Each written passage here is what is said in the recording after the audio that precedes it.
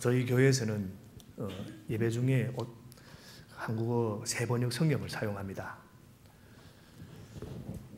그래서 좀 읽을 때 교독할 때 좀 다를 수 있습니다. 이해해 주시기 바랍니다. 살면서 우리를 지탱해 주는 것이 여러 가지가 있습니다. 그 중에서도 우리를 빼놓을 수 없는 것이 바로 미래에 대한 희망. 그러니까 아무리 상황이 어려워도 소망을 가지고 있으면 기회가 있습니다. 이제 우리 함께 찬양도 했습니다. 소망, 주께 있네. 생각해보면 이 땅에서 가장 무서운 것이 소망을 잃어버리는 것이 아닌가 또 싶습니다. 여러분, 우리 사람에게 소망이 없으면 어떻게 됩니까? 그냥 무너지고 이렇게 피해이 될 수도 있지만, 놀랍게도 소망이 없으면 숙명론 또는 운명론에 빠지기도 합니다. 그래서 우리 한국어 표현으로 하면 팔자 타령. 그런데 일본에는 이런 표현이 있는지는 모르겠습니다.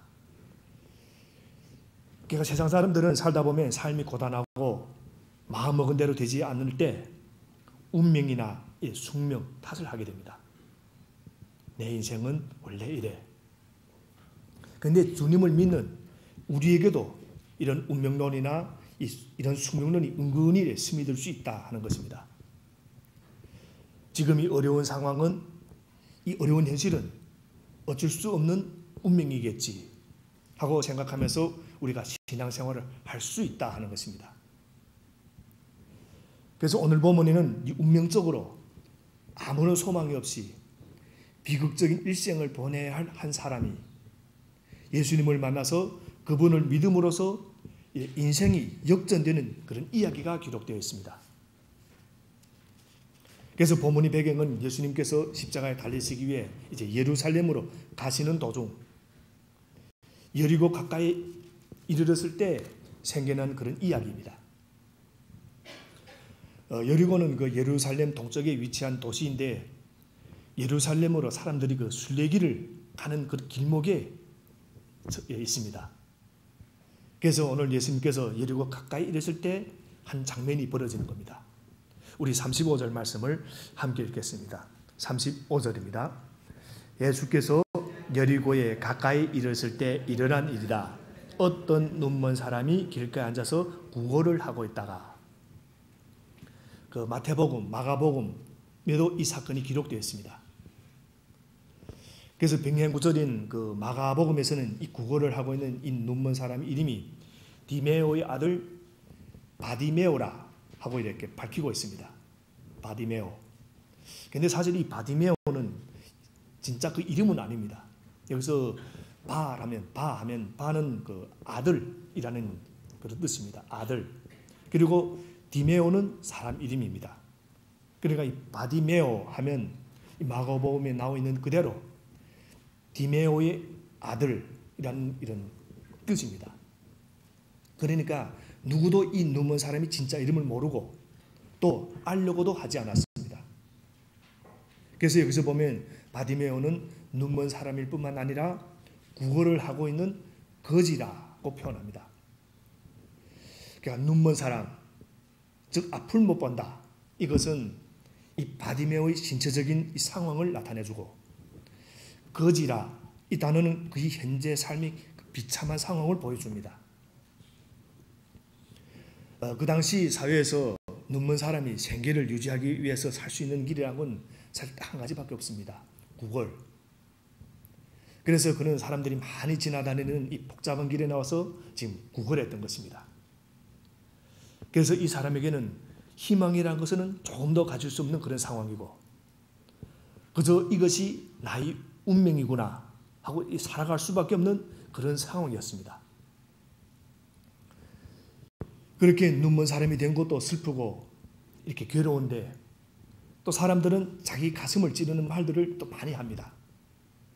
어디를 가든지 환영을 받지 못하고, 어디를 가든지 멸시를 당하고 조롱을 받고, 또 이런 삶에서 벗어나고 싶어도 그렇게 할 방법도 없고,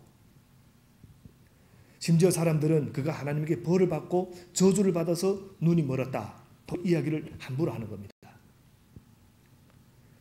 그런 이런 비참한 절망적인 현실 속에서 그냥 그렇게 하루하루 살다가 지금 여리고의 바쁜 길가에서 6월절 그 대목을 노리고 6월절에 지금 가는 순례의 그 행각을 노리고 지금 구걸을 지금 하고 있는 중입니다. 그런데 그렇게 절망 속에서 살아가던 바디메오가 어느 순간 이전에는 감히 상상할 수도 없었던 이 소망을 품게 되는 겁니다. 그 소망이 36절부터 39절에 나옵니다. 우리 36절부터 39절을 우리 함께 읽어보겠습니다. 시작. 무리가 지나가는 소리를 듣고서 무슨 일이 일어나냐고 물어보았다. 사람들이 나사렛 예수가 지나가신다고 그에게 일러주었다. 그러자 그는 소리를 질렀다. 다윗의 자손 예수님, 나를 불쌍히 여겨주십시오. 앞에 서서 가던 사람들이 조용히 하라고 그를 꾸짖었으나 그는 더욱더 크게 외쳤다. 다윗의 자손님, 나를 불쌍히 여겨주십시오. 다윗의 자손 예수님, 나를 불쌍히 여겨주십시오. 그러니까 지금 바디메오는 상식을 초월하는 말을 하고 있는 겁니다. 다윗의 자손님, 나를 불쌍히 여겨주십시오. 사실 우리가 상상해봐도 압니다. 거지 바디메오가 평소에 하던 말이 어떤 말이겠습니까? 좀 불쌍히 여겨주십시오. 밥 한 끼를 먹을 수 있게 해주십시오. 좀 무엇을 주십시오. 이런 말들이 아니겠습니까? 그런데 여기서 놀라운 것은 그가 분명히 나사렛 예수가 지나가신다는 걸 들었는데 나사렛 예수여 한 게 아니라 다윗의 자손 예수여 이렇게 외치는 겁니다. 그러니까 이 사람이 이전에 분명히 그 예수님에 대해서 소문을 들었을 것이고 또 이전에도 못 봤던 사람들이 눈을 뜨게 해줬다는 것도 듣고 있었고 그리고 그분이 드디어 여기 왔다 이 소식을 들었던 겁니다. 지금처럼 의사들이 어디를 가서 뭐 병을 고쳐주고 그런 시대가 아닙니다. 정말 한 사람이 지나가면 그 이 사람을 일생에 한 번 만날 수 있을까 그런 시대입니다. 그러니까 이 나사렛 예수가 아니라 다윗의 자손 예수요. 즉 다시 말하면 자기 민족들이 그토록 기다리던 그 구원자 메시아 예수요 하고 지금 부르고 있는 겁니다. 그리고 자기를 불쌍히 여겨달라고 외쳤을 때 많은 사람들이 그를 조용히 하라 하고 꾸짖습니다. 그래서 우리 성경에는 이렇게 조용히 하라 하고 이렇게 아주 이렇게 점잖은 표현을 사용합니다. 그러나 실제는 이런 표현은 아닙니다. 너 조용하지 못해 이런 표현인 겁니다. 그러니까 막 야단치고 그에게 소리를 지른 겁니다. 그런데 그가 더 크게 소리 지르면서 나를 불쌍히 여겨주십시오. 그러면 여기서도 또 다윗의 자손이요 하고 합니다. 보통 때 같으면 이 바디오메는 조용히 있는 것이 당연합니다. 왜냐하면 입장적으로 이렇게 구걸하는 입장이기 때문에. 그리고 다른 사람들이 조용히 하라면 조용할 수 있고. 그리고 그는 지금까지도 어느 누구에도 자기를 고쳐달라 이 말을 하지 못하고 살아왔을 것이고 또 그렇게 지금까지 절망적인 환경 속에서 모든 것을 단념하고 이게 내 운명이겠지 하고 이렇게 살아왔을 겁니다. 그러던 그가 이 예수님이란 분이 지나간 소식 듣더니 갑자기 엄청난 소망이 생긴 겁니다. 여기서 38절에 나오는 이 첫 번째 외침 그리고 39절에 나오는 이 두 번째 외침은 사실 외침이라는 단어를 사용했지만 사실 전혀 다른 외침입니다. 첫 번째로 외친 것은 항상 이렇게 주의를 끌기 위해서 그래서 지른 고통 외침입니다. 그래서 38절에 보면 그는 소리를 질렀다 이랬는데 사실 병행구절 그 마가복음을 보면 외치며 말하기 시작했다 이런 표현을 사용합니다. 말하기 시작했다. 그러니까 주의를 끌기 시작했다. 그런데 오늘 보면 39절에 보면 더욱더 크게 외쳤다. 이것은 마치 그 미친 사람이 발광하는 것처럼 비명을 지르듯이 절규하며 외치는 것입니다. 이게 아니면 안 된다. 아무도 말릴 수 없는 이 강력한 외침인 것입니다. 그러니까 조용히 하라고 했던 사람들이 놀라고 움찔할 정도로 이 사람이 언제 이렇게 이런 큰 소리를 쳤는가 이런 놀랄 정도로 강력하게 외쳤던 겁니다. 그런데 그것을 들으신 예수님이 이제 반응이 나오십니다. 그 반응이 40절에 나옵니다. 우리 40절을 함께 읽겠습니다. 예수님이 반응입니다. 예수께서 걸음을 멈추시고 그를 데려오라고 분부하셨다. 그가 가까이 오니 예수께서 그에게 물으셨다. 여기서 예수님이 두 가지 행동이 나오십니다. 걸음을 멈추시고 데려오라고 분부하셨다.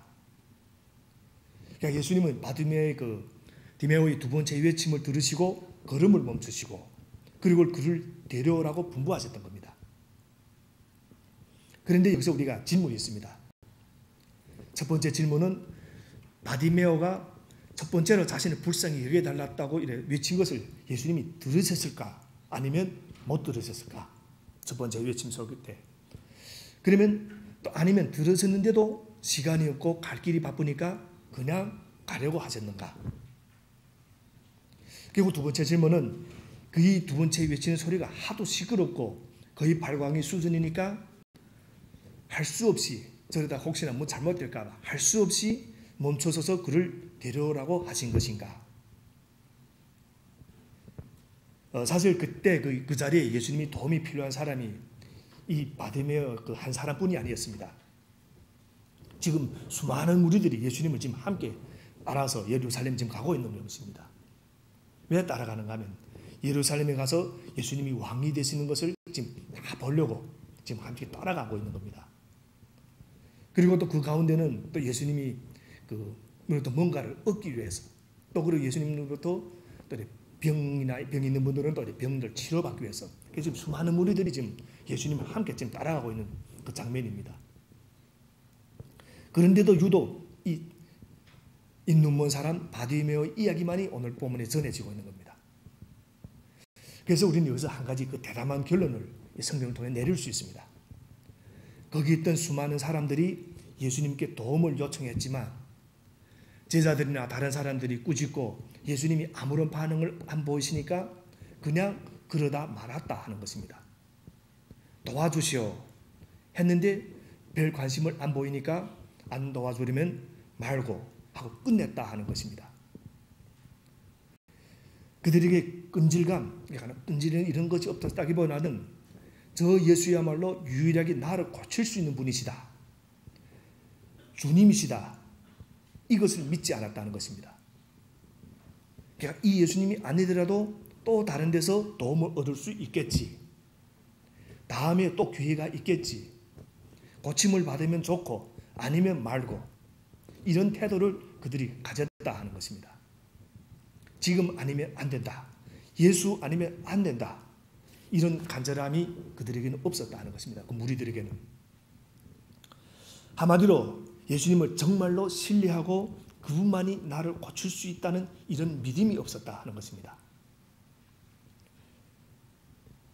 정말 예수님만이 자신을 고칠 수 있다면, 이분이 유일하시다면, 지금밖에 기회가 없다고 했다면 왜 금방 이래 포기를 했겠습니까? 이분 외에는 길이 없다고 느꼈으면 한두 번 외치다가 반응이 없다고 금방 그만둘 수가 없는 것입니다. 끝까지 따라붙어야 되는 것입니다. 그런데 유독 이 바디메오에게 바로 이런 절박한 믿음이 있었다. 그래서 누가복음 8장을 보면 그 12년 동안 그 혈루증을 앓던 여자에게도 이런 믿음이 있었습니다. 수많은 사람들이 다 예수님을 만졌습니다. 그런데 옷수레만 살짝 손을 댄 이 여자만 치유를 받습니다. 왜? 믿음이 있었기 때문에. 이분 아니면 안 된다 하는 이 믿음입니다. 그래서 바디메오도 사람들이 꾸짖으며 조용히 하라고 야단을 칠 때 알았다, 미안하다 하고 뒤로 물러선 것이 아니라 더 크게 소리를 질렀던 겁니다. 그래서 우리는 여기서 한 가지 오해를 하지 말아야 됩니다. 그가 여기서 혈기를 부리고 오기를 부리고 반항하는 것이 아닙니다. 예수님은 분명히 자기를 도와줄 수 있는 능력을 가지신 분이라 지금 바디메오는 굳게 믿고 있는 것입니다. 이분 아니면 안 된다. 저는 이번에 기회 없으면 다시는 이런 기회가 없다. 사실 우리 이런 믿음을 우리는 이렇게 완벽한 믿음이라고는 이렇게 말하지 않습니다. 성경을 다 알고 예수님을 다 알고 그 예수님이 어떤 길을 가는지 다 알고 믿은 이런 믿음은 아닙니다. 지금 이 바디메오는 예수님이 십자가에 달리시는 것도 모르실 거고 부활하실 것도 모르실 거고 모릅니다. 그러나 그에게는 한 가지 딱 있습니다. 예수님만이 내 병을 고칠 수 있다. 이 믿음인 겁니다. 그저 믿지야 본전 정도로 생각하고 도와줄 수 있으면 좀 도와달라 하는 이런 정도가 아니라 완전히 신뢰하는 그런 믿음, 아니면 안 된다 하는 이 간절한 믿음. 예수님은 그런 믿음을 보기 원하셨고 그것을 이 바디메오에게서 보셨던 겁니다. 그러니까 이 바디메오의 첫 외침에 예수님이 아무런 반응을 보이지 않은 것은 그 차가운 이런 거절의 표시가 아니라 오히려 내가 참 믿음을 가지고 나에게 나오고 있느냐, 정말 내가 너를 도와줄 것을 믿느냐, 그렇다면 그것을 보여달라. 이 믿음의 결단을 지금 촉구하는 그런 행동이신 겁니다. 그리고 이 도전 앞에 바디메오는 더 크게 소리침으로써 믿음의 결단을 나타낸 것입니다. 마가복음 7장에 나오는 시로페니케아 여자도 마찬가지였습니다. 그리스 사람으로서 시로페니케아 출생의 여자가 자기 딸에게서 귀신을 쫓아내달라 하고 그 예수님께 간청할 때 예수님께서 이런 말을 하십니다. 자녀들이 먹을 빵을 집어서 개들에게 던져주는 것은 옳지 않다. 이렇게 모욕적인 말씀을 그 여자한테 이렇게 합니다. 그때 그 여자가 이렇게 대답합니다. 주님, 그러나 상 아래에 있는 개들도 자녀들이 흘리는 부스러기는 얻어먹습니다. 이때 예수님이 그것을 믿음이라고 하셨습니다. 그러니까 자기를 개라고 한 것이 믿음인 것이 아니라 주님만이 할 수 있다. 이 믿음의 고백을 이방 여자가 했던 겁니다. 그래서 어떤 분이 저한테 저도 이렇게 이런 질문을 합니다. 예수님을 한번 좀 잘 믿어보려고 하니까 왜 그렇게 방해가 많은지 모르겠다고. 어떤 때는 잘 믿어보려고 하는 그때부터 특히는 그 집회에 참석해서 은혜 많이 받고 어떤 결심을 했는데 그때부터 일이 잘 안 풀린다. 많은 사건들이 생기기도 하고. 여러분, 그 주님을 잘 믿으려고 하는 바로 그때부터 일이 잘 안 풀리면 우리는 대부분 사람들 어떤 선택을 하는 줄 아십니까? 마음으로 다졌던 결심들을 포기합니다. 또 원래 자리로 돌아갑니다. 그러다 보니까 변화가 없는 겁니다. 한번 포기를 하고 안 되겠군. 어려움이 오니까 안 되겠군. 은혜를 받았는데 어려움이 온다. 그럼 주님을 잘 믿어보려고 할 때 왜 우리가 방해가 생기는가? 우리가 이것을 잘 알아야 됩니다. 두 가지 원인이 있을 수 있습니다. 첫 번째는 사탄이 방해라는 겁니다. 사탄이 방해를 합니다. 둘째는 이런 경우라도 내가 정말 나를 신뢰하느냐 하고 물으시는 주님이 음성인 겁니다. 그런데 우리는 이 두 가지 가운데서 거의 포기라고 말합니다. 그래서 어떤 때는 기도를 해도 아무리 해도 응답이 없을 때가 있습니다. 그게 무슨 말인가? 기도해봤자 소용이 없다. 이런 메시지가 아닙니다. 그게 아니라 그럼에도 불구하고 뒤로 물러가지 말고 믿음의 결단을 해라. 내가 정말 나만이 해결해 줄 수 있다는 것을 믿느냐? 그 믿음을 다시 바로 세우라. 이 믿음에 대한 초청인 겁니다. 그래서 우리가 왜 어려움이 생깁니까? 왜 아무 응답이 없습니까? 네가 정말 나를 신뢰하느냐? 정말 내가 너를 도와줄 수 있다고 믿느냐? 하고 물으시는 주님이 이 음성. 그러니까 믿음의 결단을 보이고 제대로 된 믿음으로 나아가도록 해주신 주님이 기회인 것입니다. 그런데 우리는 대부분 이 기회에서 우리는 실패라고 말합니다. 여러분, 이 기회를 우리가 절대 놓치지 말아야 됩니다. 바디메오는 더 이상 내려갈 수 없는 절망과 체념 그리고 운명론을 대표하는 그런 사람입니다. 아무런 소망도 없고 미래도 생각할 수 없는 그런 사람이었습니다. 그래서 가만히 앉아 절망만을 노래하는 것이 어떻게 보면 더 어울리는 그런 사람이었습니다. 그런 바디메오가 지금까지는 이런 일이 없었는데 예수님을 만나니까 이전에 생각조차 하지도 못했던 이 말을 하기 시작하는 겁니다. 다윗의 자손 예수님, 나를 불쌍히 여겨주십시오. 오늘 말씀이 가장 중요한 포인트입니다. 우리가 믿는 신앙은 숙명론이나 운명론에 사로잡혀서 내 운명이 이러니까 라고 그대로 안주하는 것이 우리 신앙이 아닙니다. 여러분, 예수 믿는 사람은 운명이 바뀝니다. 이것이 진짜인 겁니다. 운명이 바뀐다. 하나님 한 분만 잘 믿으면 된다. 그런데 그게 충분한 것 같지 않으니까 우리는 자꾸 여기저기 기웃거리고 있는 겁니다. 그래서 히브리서 11장 말씀처럼 믿음은 바라는 것들이 실상이요 보이지 않는 것들이 증거라. 보이는 것을 우리가 참 찾게 되는 겁니다. 보이지는 않지만 믿음은 분명히 거기에 있다 하는 것입니다. 그래서 단순히 해보다 안 되면 아님 말지 금방 그만두는 그런 정도가 믿음이 아닌 것입니다. 오늘 본문에는 나와 있지 않지만 병행구절인 마가복음 10장 50절을 보면 그는 자기 겉옷을 벗어던지고 벌떡 일어나서 예수님께로 왔다 하는 표현이 나옵니다. 마가복음에는 겉옷을 벗어던지고 벌떡 일어나서, 지금 얘기하는 겉옷을 벗어던졌던 겁니다. 그리고 벌떡 일어나서 예수님께 갑니다. 내어버리다, 벌떡 일어서다. 이런 단어들 보면 이 바디메오가 얼마나 절박한가, 얼마나 간절한가를 보여주는 겁니다. 저 예수께 가면 나을 수 있다. 예수라면 나를 완전하게 할 수 있다. 이 믿음이 바디메오를 하여금 예수께 뛰어가도록 만들었던 겁니다. 그리고 믿음이 또 이제 바디메오의 그 운명적인 그런 굴레, 운명론의 굴레와 족쇄와 이 모든 그 우리 한번 표현하면 팔자의 쇠사슬을 이래 끊어버렸던 겁니다. 지금은 우리가 이 겉옷이 벗어던져도 아무렇지도 않지만 그때 당시에는 이 겉옷 하나를 벗어던진다는 것은 자기 전 재산을 포기한다, 그런 의미가 있습니다.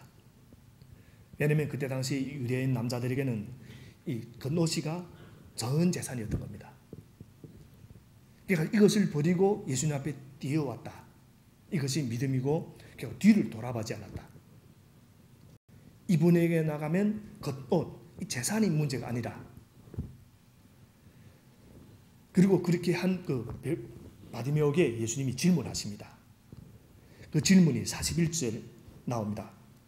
우리 41절을 우리 함께 읽겠습니다. 내가 네게 무엇을 해주기를 바라느냐? 그가 대답하였다. 주님, 내가 볼 수 있게 해주십시오.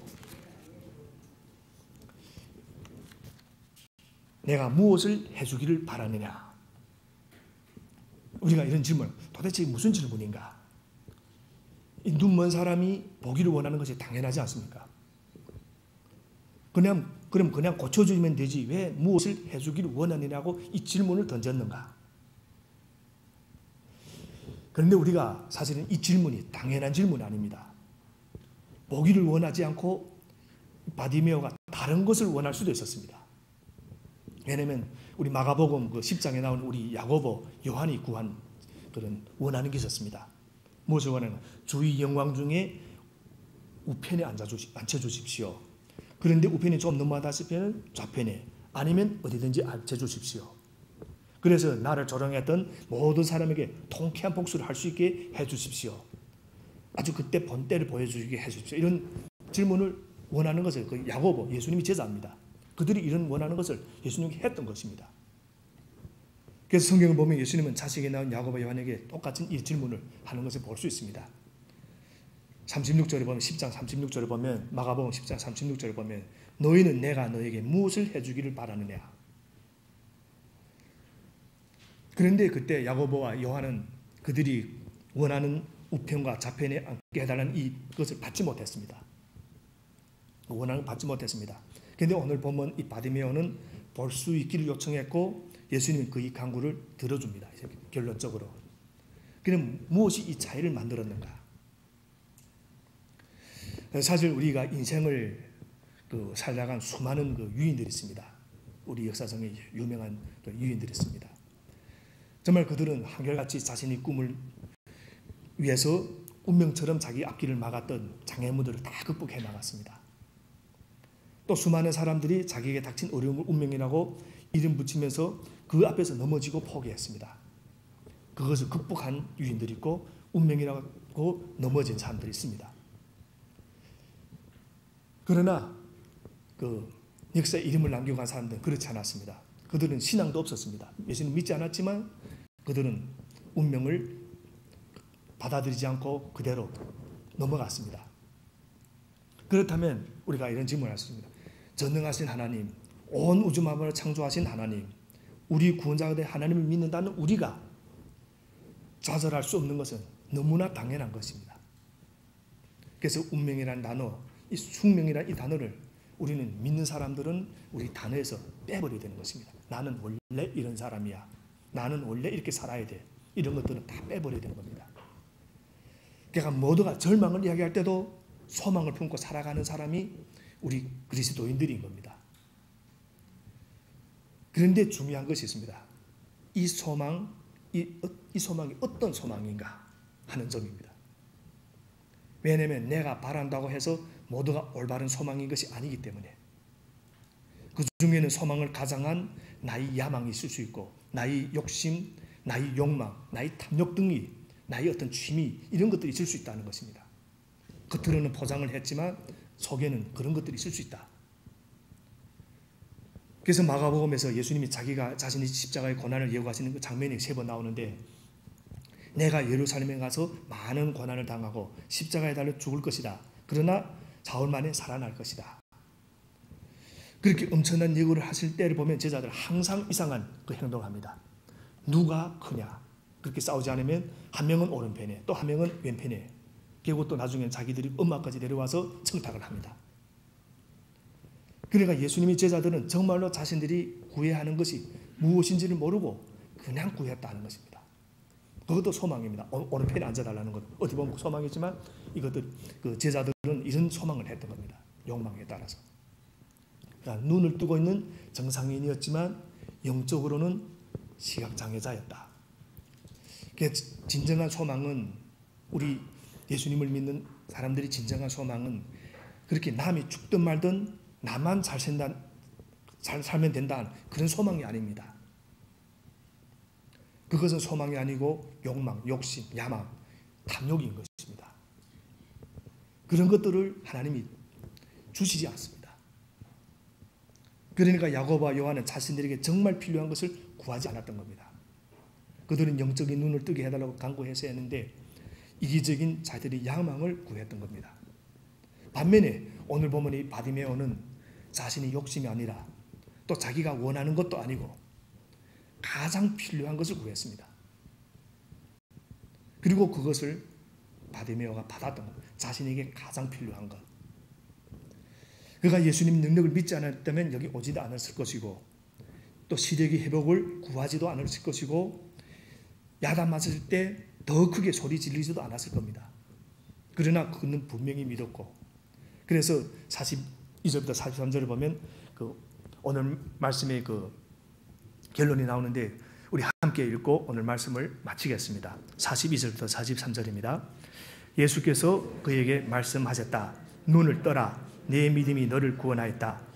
그러자 그는 곧 보게 되었고 하나님께 영광을 돌리면서 예수를 따라갔다. 사람들은 모두 이것을 보고서 하나님을 찬양하였다.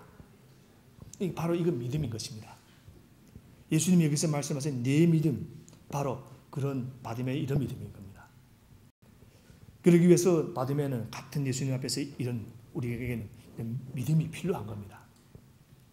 그러니까 자기만 생각하는 그런 야망이 아니라 하나님을 감동시킬 수 있는 믿음, 하나님이 인정하시는 믿음.